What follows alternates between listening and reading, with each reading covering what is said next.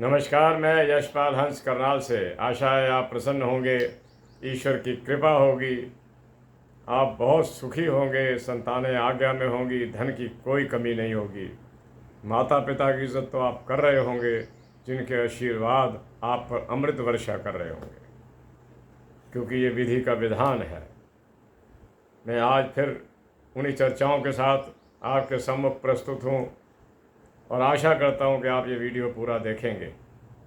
इसमें मैं कुछ उपचार तो बता ही रहा हूँ, इसमें मैं आपको एक छोटी सी अपनी घटना बताता हूँ जो मेरे जीवन में मेरे गुरुकुल के अंदर एक मेरे लिए प्रेरणादायक विषय बनकर उभरी थी। ये आज से कई साल पुरानी बात है। मैं ये बात अंत में करूँगा, क्योंकि ये उन्हीं लोगों को सुनने को मिले जो मेरा वीडियो अंत तक देखते हैं, वरना आप उपचार देखिएगा, आपको खुशी होगी।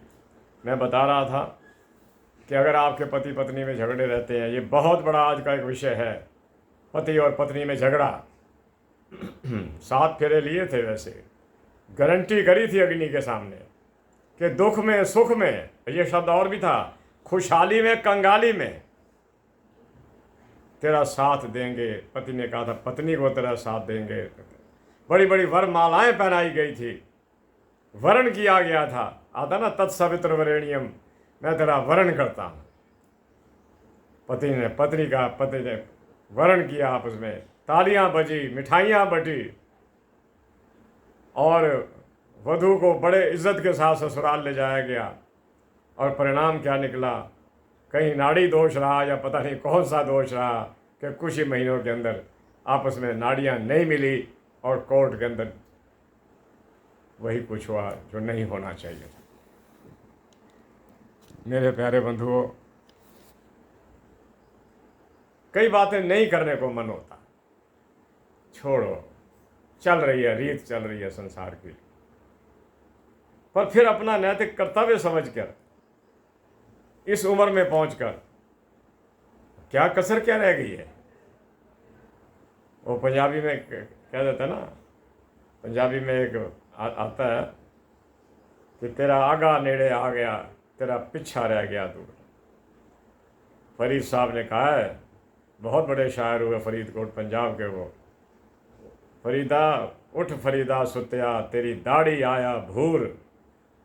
भूर कहें, तेरी दाढ़ी सफ़ेद हो गई है, तेरी दाढ़ी आया भूर, तेरा आगा नेड़े आ गया, तेरा पीछा रह गया दूर। अब तो हमारे आगे नज़दीक हैं। मैं तो कोई भी शिष्य आता है, मित्र आता है, बंधु आता है, मैं ये कहता हूँ कि बस जिन फिल्म का एंड ठीक हो जाता है ना, हीरो हीरोइन मार नहीं दिए जाते, उनको मिला दिया जाता है, परमात्मा तू हमारा एंड ठीक कर देना। ये चारपाई का मेरा कोई कनेक्शन ना बन जाए, बस बेड का और मेरा कोई कनेक्शन ना बन जाए, मैं यहीं पर ठीक हूँ, मैं माता के चरणों में ठीक हूँ, मुझे बनाए रखना। आज मैं भावुक हूँ, मुझे कई पिछली बातें याद आई हैं। मैं ज्योतिष की चर्चा तो आपके लिए करूँगा, ताकि आपको ये ना लगे कि वीडियो खाली गया, वरना आज मेरा मन था कि मैं सोचता रहूं अपने जीवन के उस काल के बारे में जब 5.5 वर्ष का मैं एक बालक गुरुकुल में दाखिल करवा दिया गया था। उस गुरुकुल के अंदर जिसकी परंपराएं कमाल की थी। लोग समझते हैं गुरुकुल में पिटाई होती होगी, मारा जाता होगा। मैं आपको विश्वासन दिला के कह रहा हूँ, कितना लंबा काल गुरुकुल में चला, किसी अध्यापक ने में हाथ नहीं लगाया, डांटा नहीं। इतना व्यस्त रखते थे वो लोग हमारे को, कभी खेलों में, कभी पढ़ाई में, कभी हवन में, कभी संध्या में, कभी प्रार्थना में, कि रात को 8:30 बजे थक के चूर हो जाते थे और हमें 9 बजे होश नहीं होता था। 5 बजे सुबह उठना की घंटी बजती थी और उसके बाद दिन शुरू होता था। खूब खाते थे, बहुत अच्छा खिलाया जाता था, विटामिनाइज खिलाया जाता था। और वहाँ के अध्यापक हमारे, ईश्वर करे वो जहाँ भी हों, उन्होंने हमें वो ज्ञान दिया जो आराम से नहीं मिलता, जिसके लिए ज्ञान देने वाले के अपने पसीने छूट जाते हैं। मेरे प्यारे बंधुओं, ज्योतिष भी वहीं पर सीखने का मौका मिला। आज मैं राहु की कुछ तारीफ करने जा रहा हूँ। आपका समय नहीं लेता, क्योंकि 5 मिनट तो मेरे को बात शुरू करते हो जाते हैं। राहु की मैं कुछ तारीफ करने जा रहा हूँ आज। कल मैंने एक शॉर्ट वीडियो भी डाला था, आपने आशा है देखा होगा, मेरा शाम को मन था कि एक शॉर्ट वीडियो डालता हूँ, राहु की निंदा करते करते भी अच्छा नहीं लगता। आखिर वो हमारे ऑर्बिट के अंदर एक छाया ग्रह है और शनि का शिष्य है। मेरे प्यारे बंधुओं, अगर किसी की कुंडली के अंदर तीसरे भाव में राहु बैठा हुआ हो, बुरा मत समझना। अगर कहीं तुला में, अगर कहीं कन्या में, अगर कहीं मिथुन में चला जाए, बात ही क्या है। ये व्यक्ति को पुरुषार्थी बनाता है। एक बड़ी अजीब नेचर का प्लैनेट होकर भी ये उस व्यक्ति को अजीब नहीं बनने देता। ये उस व्यक्ति को बड़ी सुलझी हुई बात करने वाला बताएगा, क्योंकि तीसरा स्थान है ना, दूसरा और तीसरा स्थान वाणी से रिलेट करता है। वाणी से बड़े ठीक होंगे और इनकी आवाज़ के अंदर एक आकर्षण झलक रहा होता है, पुरुष हो चाहे स्त्री हो। ये बड़े भाग्य से मिलता है कि बात करे दूसरा कान लगा के सुने। ये तीसरे घर के उसका है। लेकिन ये चोट कर जाता है, सीधी 7वां घर पत्नी स्थान पर दृष्टि जब डाल जाता है, तब हमें डर लगता है कि कहीं शनि भी वहाँ ना देख रहा हो और राहु की दृष्टि ना पड़ जाए, वरना फिर वही अदालतें आ जाएंगी और फिर वही काम खराब हो जाएगा। परमात्मा करे ऐसा ना हो कि शनि की दृष्टि ना पड़े, राहु की पड़ जाए तो कोई बात नहीं। दूसरा भाव जहाँ राहु कभी कुछ नहीं कहता वो है नवम स्थान।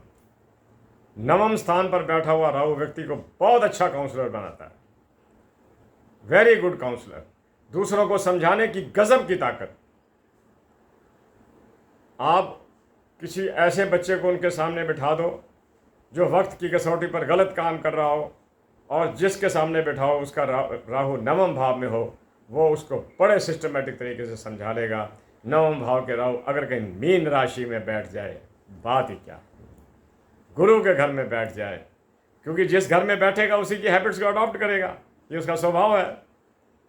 राहु और केतु जिसके घर में बैठेंगे उसी की हैबिट्स को अडॉप्ट करेंगे। अगर किसी, सपोज करो कि मंगल केतु इकट्ठे हो गए, मंगल की हैबिट्स को अडॉप्ट कर लेगा वो। ये ठीक है, राशि कोई भी हो, छोड़िए उसको, मंगल की हैबिट्स को अडॉप्ट करेगा और वो व्यक्ति अंगार योग में चला जाएगा, क्रोधी होगा। मैं बता रहा हूं आपको कि नवम भाव में भी ठीक है, दशम भाव के आप इसका सुनिएगा, विवादित है दशम घर। दशम घर में बैठा हुआ व्यक्ति राहु व्यक्ति को भाग्यशाली तो बना देता है। ये लोग उसमें चले जाते हैं, लेखन कला के अंदर ऐसी चीज़ों में चले जाएंगे, वाद विवाद के अंदर उलझना इनको बड़ा मज़ा आता है। अगर आपने कहा कि ये चीज़ बहुत अच्छी है तो इन्होंने फ़ौरन कहना है ये चीज़ बड़ी ख़राब है, और उस पर कई कुतर्क भी दे देने हैं। और अगर आपने कहा कि ये चीज़ खराब है तो ये कहेंगे ये बड़ी अच्छी है, कुतर्क भी दे देने हैं। आपने कहा बुरी है तो उसको अच्छी कहकर, ये इनका पक्का स्वभाव होता है अगर दशम घर के अंदर राहु बैठा हुआ। लेकिन otherwise they are intelligent, they can well go in rajniti. राजनीति से इनका कोई चोली दामन का ही साथ होता है। ये राजनीति की बातों को बड़ा पसंद करते हैं, और वैसे भी इन्हें ओवरनाइट अमीर बनने का बड़ा शौक़ होता है, और जो इनकी आदत इन्हें ले बैठती है। मेरे प्यारे बंधुओं, मैं आज राहु की बात कर रहा हूँ, राहु की प्रशंसा कर रहा हूँ। राहु वास्तव में प्रशंसनीय है। अगर किसी व्यक्ति का राहु बहुत अच्छा पड़ा हुआ हो, लगन का राहु आदमी को सुख नहीं देता। एक तो जैसे होता है ना फेस इंप्रेशन, वो भी राहु की तरह का ही आएगा, और दूसरा उसके अंदर ईगोइस्टिक होने वाली बात, एरोडेंट होने वाली बात ज़रूर रहेगी। मैं आगे ये बता रहा था आपको, तीसरे में अगर किसी का राहु बैठा हो तो वो व्यक्ति पुरुषार्थी होगा, लेबोरियस होगा, मेहनत करने वाला होगा और एक अच्छा इंसान होगा। तीसरे भाव के अंदर मैं एक बच्चे को जानता हूँ, वो हमारे परिवारों का ही बच्चा है। उसका जब विवाह किया तो उस वक़्त भी वो राहु की दशा में था। राहु विवाह पर कोई बाधा नहीं डालता, दाम्पत्य को नहीं तोड़ता। ये आदमी की इकोनॉमिकल कंडीशन को उस वक़्त ख़राब करता है जब ये कुंडली के अंदर ख़राब स्थिति में पड़ा हुआ। उसका तीसरे भाव में था और संयोग व सिंह लगन था, और तुला राशि में महाराज राहु बैठे हैं, राहु की दशा थी। अब वो उसके परम मित्र का घर है। शुक्र का राहु प्रबल मित्र है। अभी पिछले साल उस बच्चे से मुलाकात हुई तो उसने मुझे बताया कि मेरे वहाँ पर स्टेट्स में ही हमने एक घर लिया, अब हमने दूसरा घर लिया है। मुझे बड़ी खुशी हुई कि राहुल तीसरे घर का पढ़ा था। प्रैक्टिकली बंदा मेरे सामने बैठा हुआ है और बता रहा है कि मेरे पास 2 घर हैं, एक किराए पर दिया हुआ है और एक पर हम रहते हैं। खुशी हुई कि राहु, अगर आप लेने की क्षमता रखते हैं तो आप अब देखिएगा कि कैसे उसने दिया कि उस बच्चे की कुंडली के अंदर मैंने ये महसूस किया कि इसका सूर्य बड़ा बलशाली है और बृहस्पति दशम भाव में बैठा हुआ है। नौकरी अच्छी मिल गई, आमदनी अच्छी हो गई। सिंह लगन से आप लगा लीजिए कौन सा आएगा, मेरे को वृष आना चाहिए, वृष मिथुन कर्क, हाँ वृष आना चाहिए। तो बृहस्पति शुक्र के घर में बैठ गया, दोनों गुरु ग्रह हो गए। इंटेलिजेंट था, अपना काम उसने खूब किया, बखूबी काम किया और तरक्की कर गया। राहु ठीक है अगर तीसरे, 9वें और 10वें घर के अंदर। प्यारे बंधुओं, मैं आपको एक बात और बताना चाहता हूँ कि 10th हाउस का जो राहु है ये व्यक्ति को चतुर तो बनाता है लेकिन चतुराई नहीं देता, मूर्खता दे देता है। ऐसी बात करेगा बेवकत की जो नहीं करने वाला।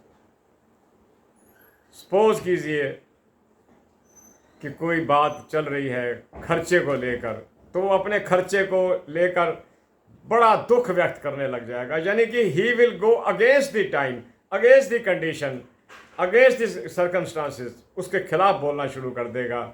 लोग उसकी रैपों को छोड़ देते हैं कि नहीं, he is not man worth dealing. आगे बताता हूँ आपको कि अगर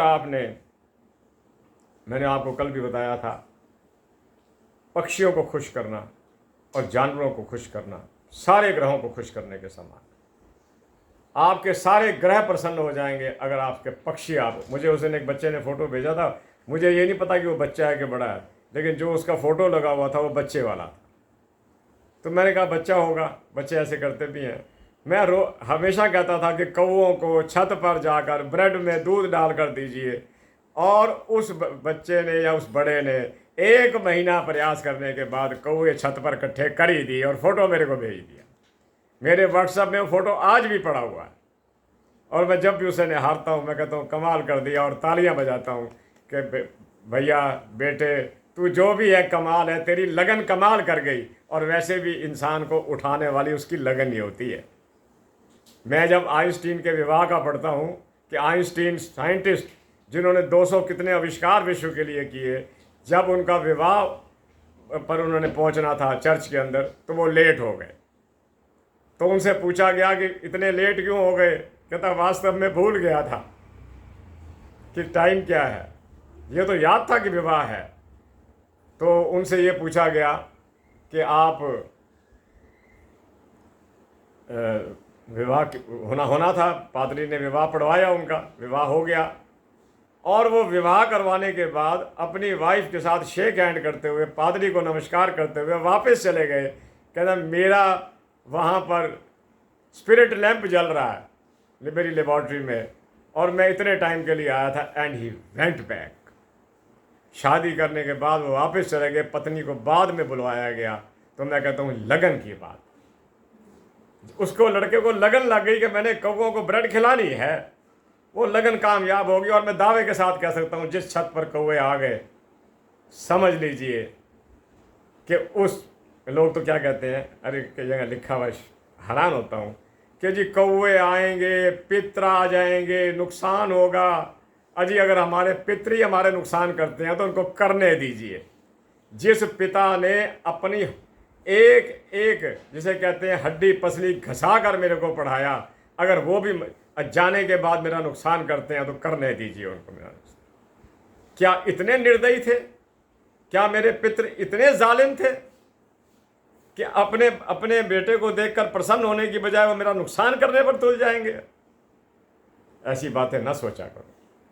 अपने पूर्वजों के प्रति मैं सुबह उठता हूँ, मैं आपके सामने स्पष्ट बातें करता हूँ यूट्यूब के माध्यम से। मेरे जहाँ मैं सोता हूँ मेरे ठीक सामने मेरे माता और पिता के चित्र लगे हुए हैं। मैं माँ सरस्वती का स्वरूप बाद में आकर इस कमरे में देखता हूँ, जिसको मैं स्टूडियो और विजिटिंग रूम बोलता हूँ। पहले मैं अपना चित्र अपनी माता पिता का देखता हूँ कि तुम मेरे पूर्वज हो, तुम्हें मुझे जन्म देने में तुम्हारा पूर्ण योगदान रहा है, मैं तुम्हें प्रणाम करता हूँ। और जो व्यक्ति अपने पिता माता की जीते जी इज्जत नहीं कर सका, मरने के बाद उनको पितृ घोषित कर रहा है, तेरा क्या भला होगा मेरे बंधु। माता पिता बनकर आए। आप कृष्ण जी की हिस्ट्री पढ़ो, जीवनी पढ़ो, उनको सब पता था कि मेरे असली माता पिता कौन से हैं और किन्होंने मुझे पाला है। और तो और महाराज करण को भी पता था कि राधे और अधीरथ मेरे वास्तविक माता पिता नहीं है, मैं किसी और कुल से बिलोंग करता हूँ। लेकिन उसने हमेशा ये कहा कि तू कौन है। उसने कभी करण नहीं कहा, उसने कहा मैं राधे हूँ, मैं राधे का पुत्र हूँ। तो मेरे प्यारे बंधुओं, आज मैं भटक बिल्कुल नहीं रहा, आज मैं भावुक हूँ, आज मैं इमोशनल हूँ।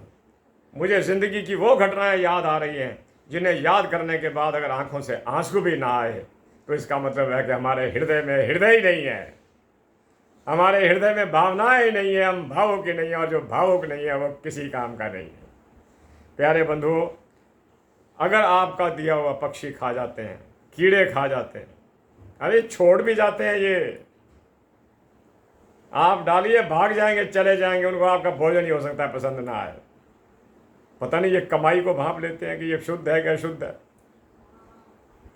कीड़ियों को डालिए, इतना सा डाला वो हज़ारों लाखों कीड़ियाँ खा लेती हैं, मकोड़े खा लेते हैं। मैं क्यों भेजता हूँ आपको शनिवार को कि शनिवार है, चले जाओ पिपल पर, काले कीड़े मकोड़े सब खा जाएंगे आपकी पताशों को।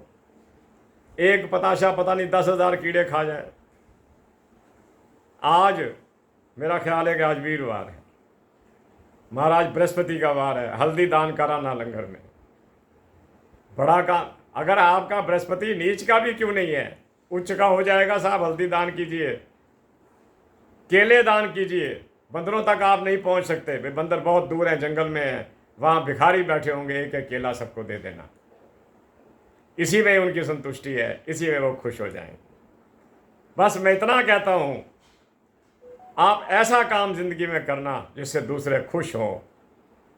आशीर्वादों की एक लड़ी आ जाती है हमारे पास।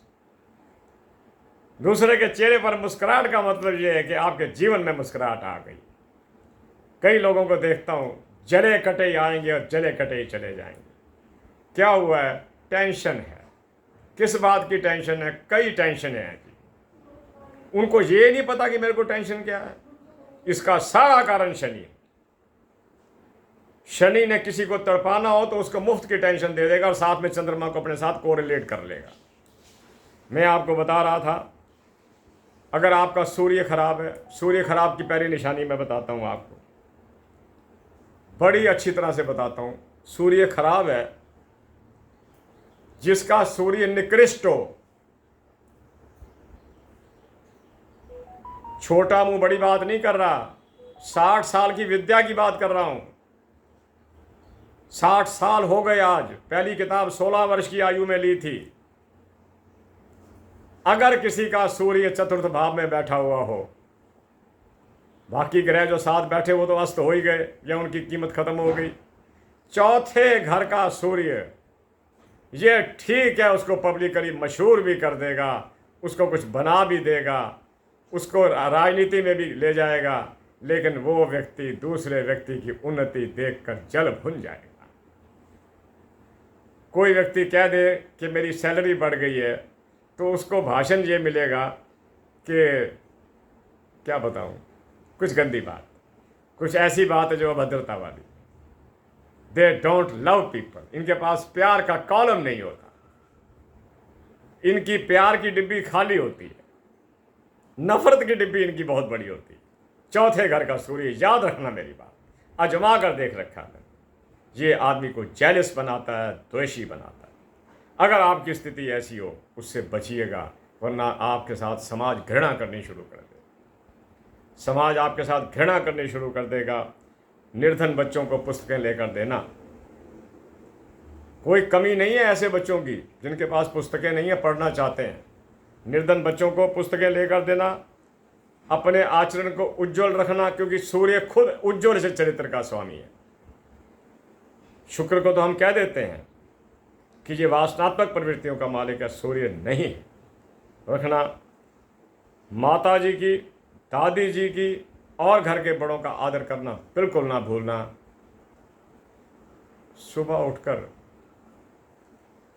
अगर इन बुजुर्गों के पांव छू लिए जाएं, कुछ नहीं जाता, हमारा कुछ नहीं लगता, लेकिन उनके अंदर से ढेरों आशीर्वाद निकलते हैं।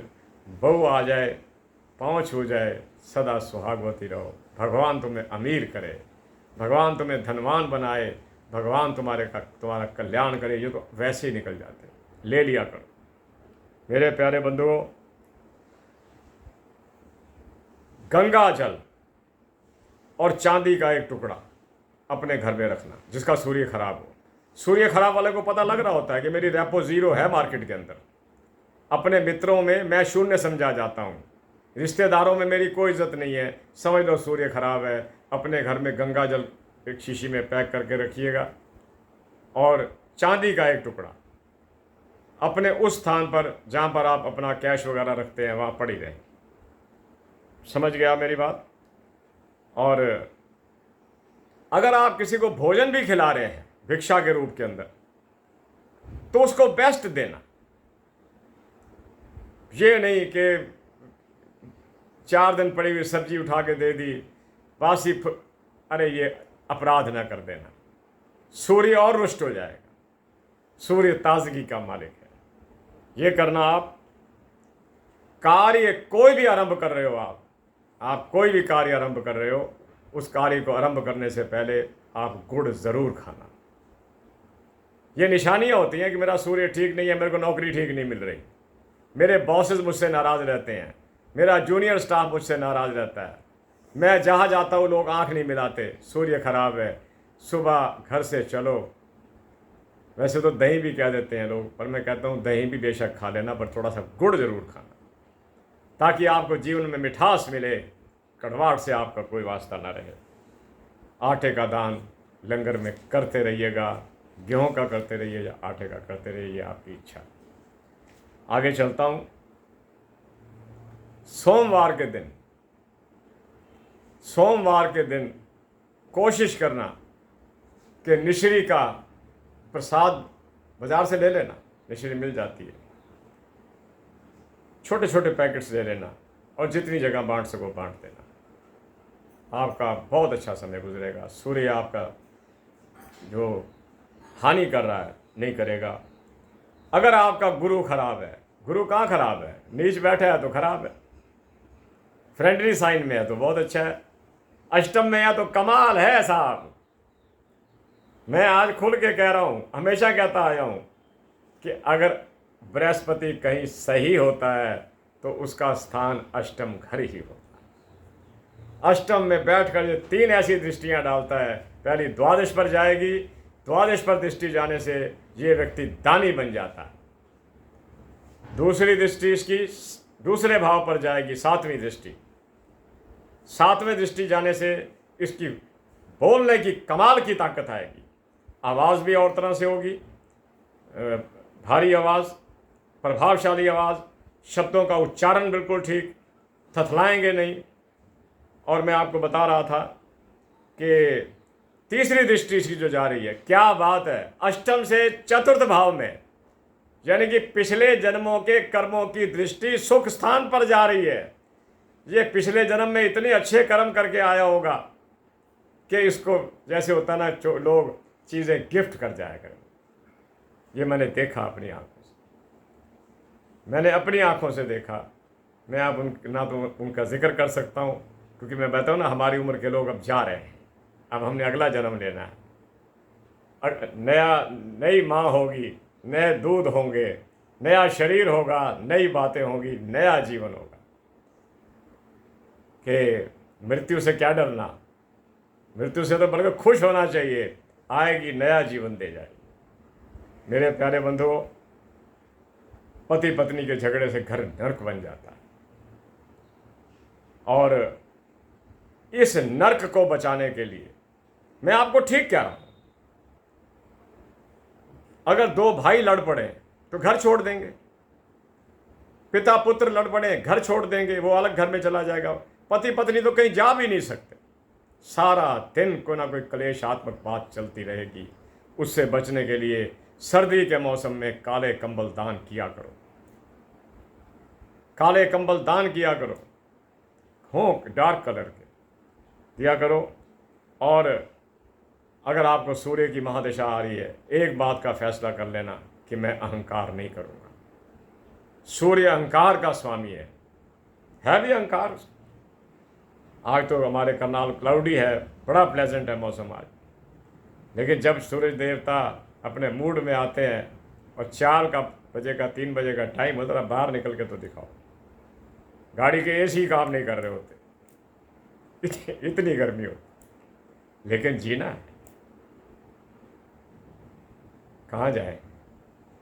गाना आता राज कपूर साहब का, जीना यहाँ मरना यहाँ, इसके सिवा जाना कहाँ। जैसा परमात्मा ने दिया है वैसा ही रहना। और मैं एक और बात अंतिम करता हूँ, 25-26 मिनट हो गए, पता नहीं चला समय कैसे भागा है। बस मुझे याद है कि मैं जब छोटा था तो मैं किसी जगह जाया करता था, तो बीच में हमारे आसपास, हमारे से 100-150 किलोमीटर दूर चंडीगढ़ नाम का शहर आता था। जब चंडीगढ़ में बस मुड़ती थी तो वहाँ पर एक बहुत बड़ा लोहे का बोर्ड लगा होता था।